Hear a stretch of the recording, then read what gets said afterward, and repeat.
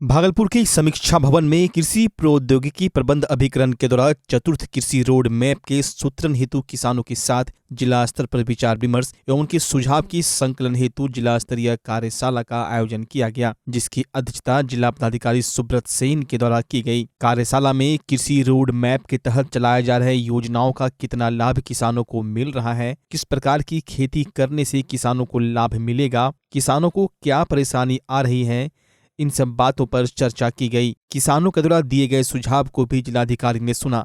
किसानों को होने वाली परेशानियों का निवारण किस प्रकार से किया जाए, इस बारे में भी विस्तार से उन्होंने बताया। भागलपुर के सैंडिस कंपाउंड मैदान में कला संस्कृति एवं युवा विभाग बिहार एवं शिक्षा विभाग बिहार, राज्य खेल प्राधिकरण पटना एवं जिला प्रशासन भागलपुर के तत्वाधान में जिला स्तरीय तरंग मेधा स्पोर्ट्स उत्सव 2022 का उद्घाटन जिला पदाधिकारी सुब्रत कुमार सेन एवं अन्य अतिथियों द्वारा खुले आसमान में गुब्बारा उड़ाकर किया गया। जिला स्तरीय तरंग मेधा स्पोर्ट्स उत्सव 2022 में जिले के 16 प्रखंडों के लगभग 2100 खिलाड़ी भाग ले रहे हैं। प्रतियोगिता में एथलेटिक्स, कबड्डी, खो खो, फुटबॉल की प्रतियोगिता कराई गई। एथलेटिक्स प्रतियोगिता में प्रथम, द्वितीय एवं तृतीय स्थान प्राप्त करने वाले सभी विजेता खिलाड़ियों को मेडल, ट्रॉफी, प्रमाण पत्र देकर सम्मानित किया गया। गौरतलब है कि प्रथम, द्वितीय, तृतीय आने वाले खिलाड़ियों को प्रमंडल स्तरीय प्रतियोगिता खेलने का अवसर प्राप्त होगा। प्रतियोगिता के संचालन हेतु कई उप समितियों का गठन किया गया था। प्रतियोगिता भागलपुर के सैंडिस कंपाउंड में आयोजित हुई थी, जिसमें 2 कबड्डी, 2 खो खो, 2 फुटबॉल मैदान, 400 मीटर एथलेटिक्स ट्रैक एवं एथलेटिक्स की सारी विधा का खेल मैदान तैयार कराया गया। उद्घाटन सत्र में सभी टीमों ने मार्च पास्ट किया, जिसमें माउंट कार्मल स्कूल के बच्चों की बैंड आकर्षण का केंद्र था। वहीं किलकारी के बच्चों ने एक से बढ़कर एक सांस्कृतिक कार्यक्रम की प्रस्तुति दी और स्काउट गाइड के बच्चे ने भी मार्च पास्ट में हिस्सा लिया। उद्घाटन सत्र के दौरान जिलाधिकारी सुब्रत कुमार सेन के अलावे एसडीएम संजय कुमार, जिला शिक्षा पदाधिकारी, जिला खेल पदाधिकारी एवं खेल शिक्षक एवं छात्र छात्राएं मौजूद थे। जिलाधिकारी सुब्रत कुमार सेन ने अपने संबोधन में कहा कि शिक्षा के साथ साथ बच्चों के चहुमुखी विकास का होना बहुत जरूरी है, चाहे वो खेल, संगीत, नृत्य, पेंटिंग ही क्यों न हो। उन्होंने यह भी कहा कि बिहार के मुख्यमंत्री नीतीश कुमार का भी सपना है कि बच्चे खेल में भी अपना नाम रोशन करें और बिहार को खेल में भी अपनी एक अलग पहचान दिलाएं। रंग जो जिला स्तरीय प्रतियोगिता है उसका आयोजन आज से शुरू हुआ है और आप लोग देख रहे हैं बिल्कुल जो है बहुत अच्छा और बहुत पॉजिटिव माहौल है और ये आगे चलेगा। सारे जो कार्यक्रम हैं, जितनी विधाओं में कंपटीशन होना है वो कंपटीशन आयोजित होगा और इसमें जो बच्चे लड़के लड़कियां सेलेक्ट होंगे वो फिर प्रमंडल स्तर पर और उसके आगे फिर राज्य स्तर पर जो है रिप्रेजेंट करेंगे। तो सभी पार्टिसिपेंट्स को मेरी शुभकामना है और बहुत अच्छे तरीके से इस पूरे कार्यक्रम को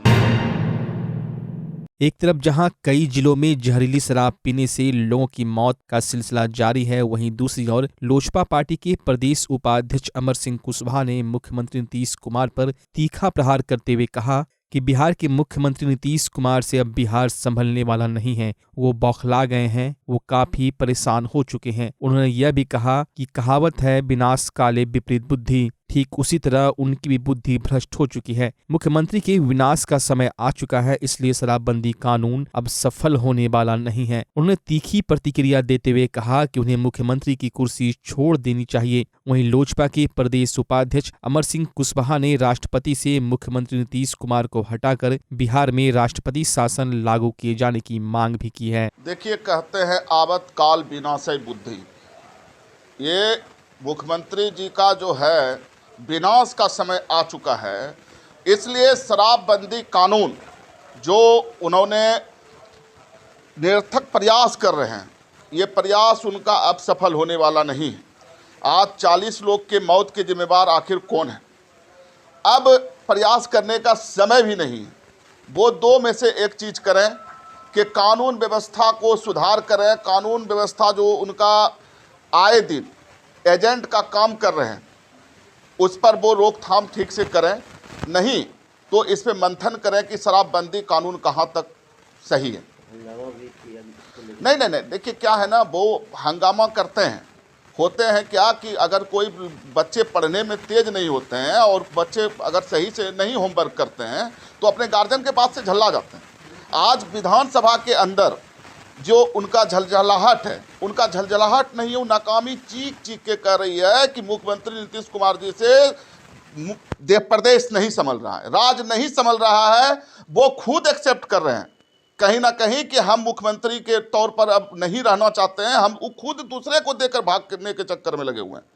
और बिहार में उनका जो है अब कोई कार्य धरातल पर नहीं दिखता है।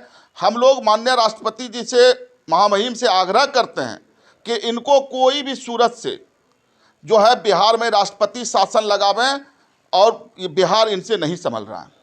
क्या लगता है कि जो अभी जो मौत का जिम्मेवारी आज तक मुख्यमंत्री जी लिए हैं।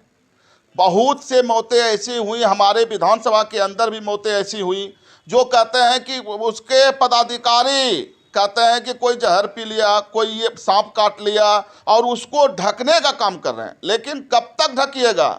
ठीक है, उनका कहना है कि जो पिएगा सो मरेगा। ऐसे आप नहीं कर सकते हैं। देखिए, राजा का काम यही नहीं होता है। राजा का काम वो प्रजा उसके जो है सही रास्ते पे चले, उसके लिए उचित कदम जो होता है वो उठाना पड़ता है। और आप अगर उचित कदम नहीं उठा पा रहे हैं तो आप राजा कहलाने लायक नहीं है, आप मुख्यमंत्री कहलाने लायक नहीं है।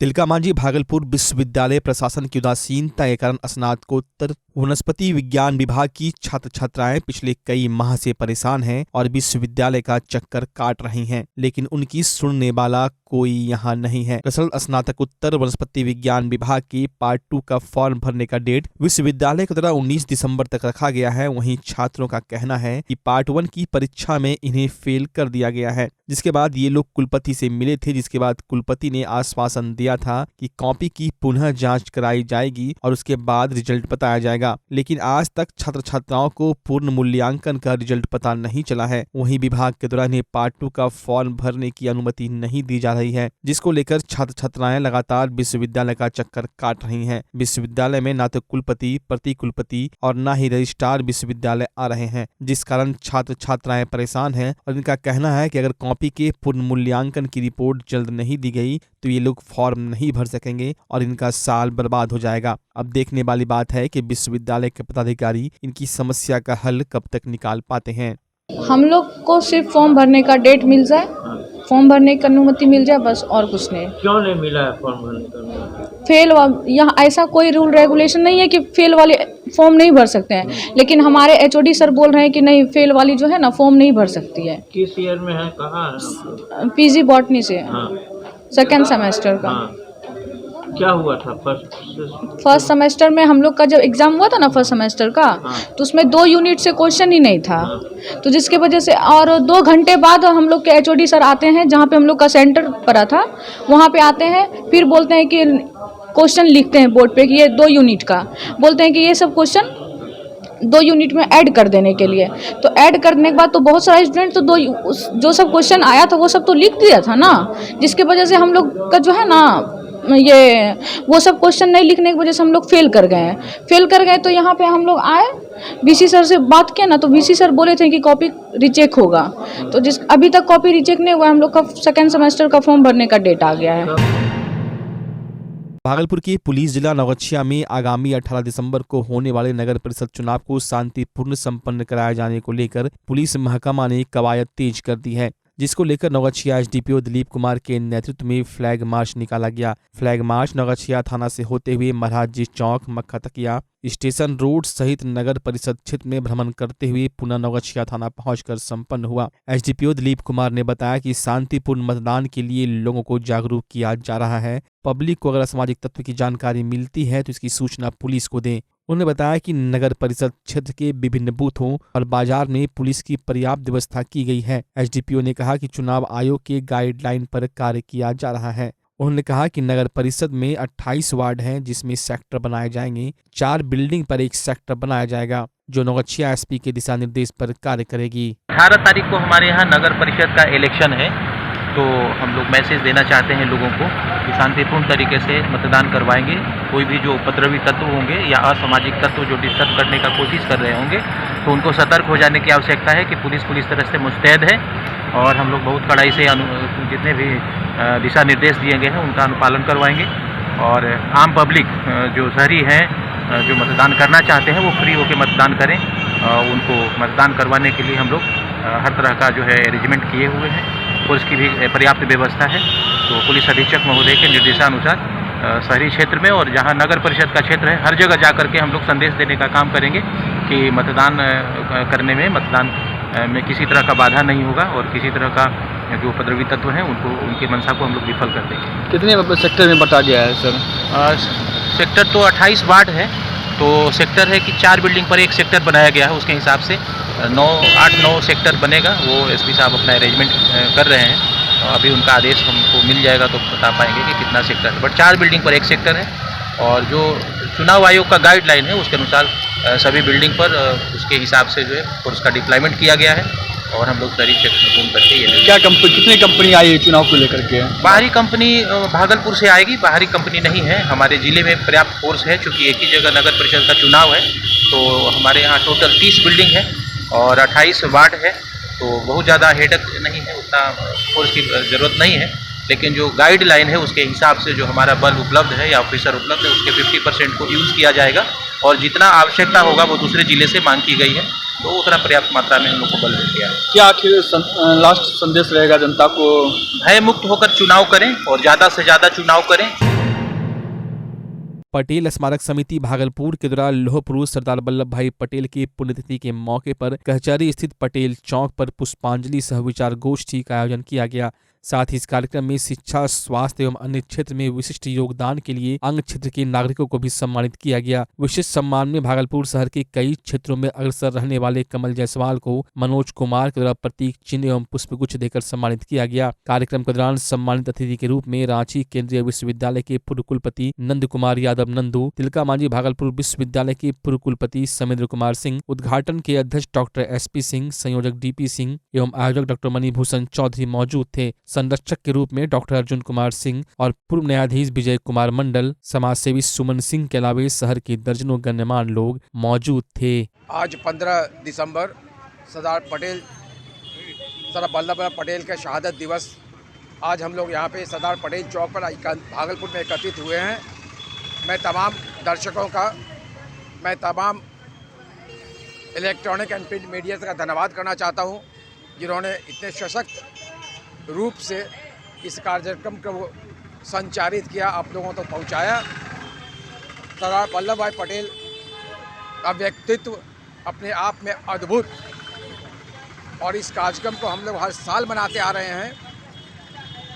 31 अक्टूबर को भी हम लोग उनके जन्मदिन पे, और आज 15 दिसंबर के शहादत दिवस के रूप में भी उनको सम्मानित करते हैं, पुष्पांजलि करते हैं। और 2 विशिष्ट लोग, ऐसे लोग जिन्होंने समाज के लिए कुछ कार्यक्रम किया, समाज के उत्थान के लिए कुछ काम किया, उनको सम्मानित करते हैं। आज श्री मनोज कुमार जी और श्री कमल जायसवाल जी, 2 ऐसे व्यक्तित्व जो शहर के हर लोग उनसे परिचित हैं, चाहे वो पूजा समिति का कार्यक्रम हो, चाहे वो शराबबंदी का कार्यक्रम हो, या फिर जन जीवन हरियाली का कार्यक्रम हो, सब में सम्मिलित रहते हैं, सामान्य रूप से भागीदारी होती है। मैं सबको साधुवाद देता हूं, तहे दिल से शुक्रिया अदा करता हूं तमाम दर्शकों का कभी, जिन्होंने इस समय देखे सरदार वल्लभ भाई पटेल को याद किया, और इलेक्ट्रॉनिक एंड प्रिंट मीडिया को बहुत बहुत साधुवाद, जिन्होंने हमें आप तक पहुंचाया। धन्यवाद। बच्चा जब जन्म लेता है तो कई बार बच्चा तुरंत नहीं रोता है, रोने में देर हो जाता है। ऐसे में बच्चा क्षतिग्रस्त हो जाता है और उसके बचने की संभावना कम हो जाती है, और यदि बचा तो भविष्य में उसमें विकलांगता की समस्या आती है, जिसे CP कहते हैं, जिसका कोई माकूल इलाज नहीं है और ज़िंदगी भर बच्चा विकलांगता से जूझ सकता है। ऐसे में पूरे संसार में कूलिंग थेरेपी का सहारा लिया जाता है। जन्म से ठीक 6 घंटा के अंदर यदि उसको कूलिंग थेरेपी दिया जाए तो उससे उसका CP की समस्या कम होती है और बचने की भी संभावना बढ़ती है। पहली बार बिहार झारखंड में आपके शहर के स्नेह नवजात शिशु बाल सेवा केंद्र में यह मशीन उपलब्ध है। कभी भी ऐसी बात हो कि बच्चा रोने में विलम्ब हो गया तो आप स्नेह नवजात शिशु बाल सेवा केंद्र में जरूर संपर्क करें।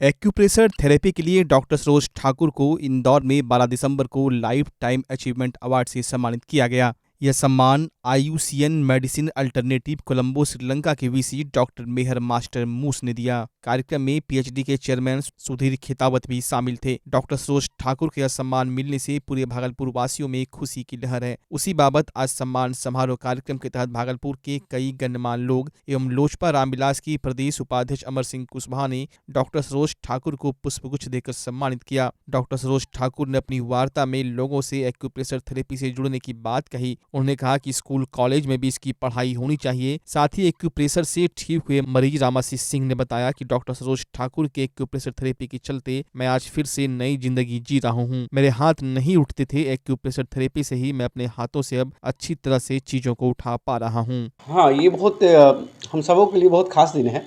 ये एक्यूप्रेशर के लिए जो मुझे इंदौर के सरकार वो श्रीलंका के जो वाइस चांसलर हैं मिस मूस, तो उनके द्वारा मुझे लाइफ टाइम अचीवमेंट अवार्ड से अवार्ड दिया गया और इसके लिए मैं आप सबको धन्यवाद देता हूं जो आप लोग यहां आकर के जो मान बढ़ा रहे हैं। मैं बताना चाहता हूं कि एक्यूप्रेशर जो आज के लिए बहुत ही इसको वैकल्पिक चिकित्सा में लिया जाता है, लेकिन हम ये कहेंगे कि वैकल्पिक चिकित्सा नहीं है। यह एक ऐसी पद्धति है जिससे सिर्फ साध्य ही नहीं, असाध्य बीमारियों का भी बहुत ही आसान तरीक़ों से इलाज किया जाता है और जिससे मनुष्य अपना करके सिर्फ उस बीमारी का ही इलाज ना करके आने वाले अनंत बीमारी को भी आसानी से छुटकारा दिला जा सकता है। इसलिए इसे हर स्कूल में, कॉलेजेस में और सामान्य गरीब हो या अमीर हो, सबके बीच में एक्यूप्रेशर पद्धति को अपनाना चाहिए। उसका उद्देश्य ये है कि जिस डॉक्टर से हमने इलाज कराया, हमको तो ये पता नहीं था कि इतने बड़े ये डॉक्टर हैं और मेरे हाथ में बहुत प्रॉब्लम हो गया था। मेरा हाथ उठाने में दिक्कत हो रहा था और अभी के डेट में देखिए मेरा हाथ अप डाउन करने में कहीं कोई दिक्कत नहीं है और इन्हीं के इलाज से ये बिना दवाई के संभव हो सका और आज के डेट में हम समझ लीजिए कि पूर्ण रूपेण जो है रोग से छुटकारा पाते। इनको सम्मान किया गया है और इनको सम्मानित जब किया गया है तो इसी के लिए हम लोग जो है गुलदस्ता लेके आए इनको देने के लिए कि भाई हमारे शहर के इतने बड़े डॉक्टर जो विदेश के वाइस प्रेसिडेंट ने जो है इनको लाइफ टाइम अचीवमेंट अवार्ड से जो है दिया गया, इसके लिए हम लोगों के गर्व का बात है कि मेरे शहर के एस ठाकुर डॉक्टर साहब को इतना बड़ा सम्मान मिला। भागलपुर के कला केंद्र में 9वां अखिल भारतीय बहुभाषीय लघु नाटक, नुक्कड़ नाटक, लोक नृत्य, शास्त्रीय नृत्य एवं रंग जुलूस महोत्सव का आयोजन किया जा रहा है। भागलपुर रंग महोत्सव के तहत 17 से 19 दिसंबर तक आयोजित कार्यक्रम के दौरान देश के अलग अलग हिस्सों से आए कलाकारों के द्वारा भारतीय सभ्यता और संस्कृति की झलक की प्रस्तुति की जाएगी। कार्यक्रम के आयोजक के रूप में रंगराम जन सांस्कृतिक मंच भागलपुर के द्वारा देश के अलग अलग हिस्सों से आने वाले कलाकारों के लिए ठहरने एवं खाने पीने की समुचित व्यवस्था की जा रही है। भागलपुर कला केंद्र के मंच पर जिन राज्यों के कलाकार प्रस्तुति देंगे उसमें मणिपुर, दिल्ली, उत्तर प्रदेश, पश्चिम बंगाल, उड़ीसा, मध्य प्रदेश, असम, झारखंड के अलावे कई अन्य राज्य के कलाकार शामिल हैं। भागलपुर रंग महोत्सव को लेकर प्रेस वार्ता का आयोजन किया गया जिसमें कार्यक्रम के विषय में विस्तृत जानकारी दी गई। बताया गया कि 17 दिसंबर को महोत्सव का उद्घाटन होगा, वहीं लोक नृत्य एवं नाट्य प्रस्तुति होगी। 18 दिसंबर को नुक्कड़ नाटक की प्रस्तुति की जाएगी एवं लोक नृत्य एवं शास्त्रीय नृत्य नाटक प्रस्तुत होगी। वहीं 19 दिसंबर को रंग जुलूस का शहर भ्रमण कराया जाएगा। फिर नाट्य प्रस्तुति होकर राष्ट्रीय सम्मान समारोह एवं पुरस्कार वितरण होगा। उद्देश्य है कि रंग महोत्सव का जो आयोजन हो रहा है इसमें जो पूरे देश भर की संस्कृति जो प्रदर्शित हो रही है उस संस्कृति को लोग देखें और देखकर सीखें कि भाई हमारी संस्कृति क्या है। और साथ ही आज वैश्वीकरण का जो दौर चल रहा है, लगातार नीति नैतिकता खास करके युवाओं में जो मानवीय मूल्यबोध में जो गिरावट आ रही है और जो आदमी के अंदर जो भाव का जो तरंग है वो सिमटता जा रहा है। और रंग कर्म ही एक ऐसा माध्यम है जो रस संचरण के माध्यम से आदमी की मनोस्थिति को बदल सकता है। किस तिथि से कब से कब तक है ये? यह रंग महोत्सव 17 से 19 दिसंबर होने जा रहा है। इस बार विशेषता यही रहेगी कि जो जिन जिन नाटकों का मंचन हो रहा है तो वैश्विक स्तर से और ख़ास करके जो मतलब राष्ट्रीय स्तर की जो समस्याएं हैं तो उन समस्याओं के ऊपर केंद्रित नाटक है। जैसे पश्चिम बंगाल से 2 नाटक जो आ रहा है तो उसमें खास करके वर्तमान दौर में मीडिया की क्या भूमिका है उस पे है, और एक महाश्वेता देवी की कहानी को लेकर के चर्चित नाटक देश भर में हो रहा है चोली के पीछे, उसका भी मंचन होने जा रहा है। कितने जिले और कितने राज्यों से कलाकार आ रहे हैं? यहाँ लगभग 8 राज्य के कलाकार शिरकत कर रहे हैं, जिसमें मणिपुर है, उड़ीसा है, पश्चिम बंगाल है और झारखंड है, उत्तर प्रदेश है, ये सब राज्य शामिल हैं। परिचय दें। मेरा नाम हुआ कपिल देव रंग, भागलपुर रंग महोत्सव कार्यक्रम निदेशक।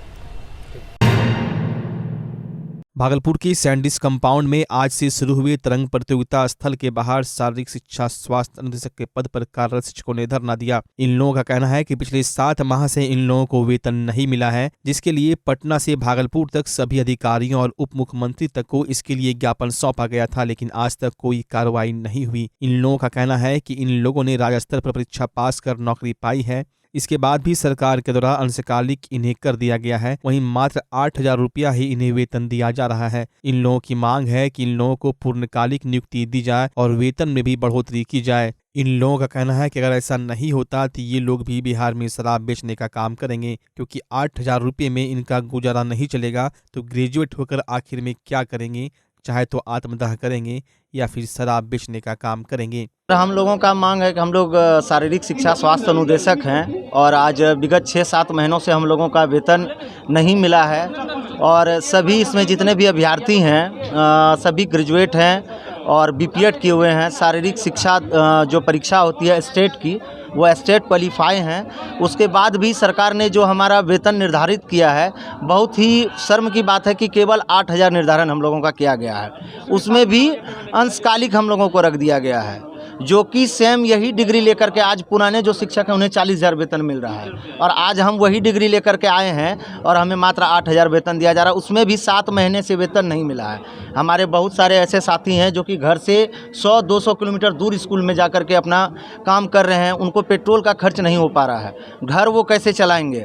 सरकार से हम ये पूछना चाहते हैं कि 2012 में जो शिक्षक को आपने भर्ती किया उन्हें आप 40,000 दे रहे हैं और आज 2019 में जो हम लोगों की बहाली हुई 22 में ज्वाइन किए हैं, आप मतलब क्या कहना चाहते हैं? महंगाई और घटते जा रही है कि 12 वाले को आप 40,000 दीजिएगा, 2022 में सेम डिग्री पर जो ज्वाइन किए हैं आप उनको 8,000 दे रहे हैं, ऊपर से अंशकालिक कर दिए हैं। जो कि ये बहाली सर मैं आप लोगों को बता देना चाहता हूँ कोर्ट के माध्यम से आई थी और कोर्ट ने जो बहाली को करने का आदेश दिया था बिहार सरकार को, उसमें शारीरिक शिक्षक को लेकर के कहा गया था, ना कि अनुदेशक को। एक तो विभाग ने वहाँ पर गलती की है कि अनुदेशक जोड़ दिया, ऊपर से अंशकालिक कर दिया है, जिसके वजह से सभी काफ़ी परेशान हैं। और जो हमारी डिग्री है उस हिसाब से बस सरकार से मेरी एक ही मांग है, हमें पूर्णकालिक किया जाए और सम्मानजनक वेतन दिया जाए।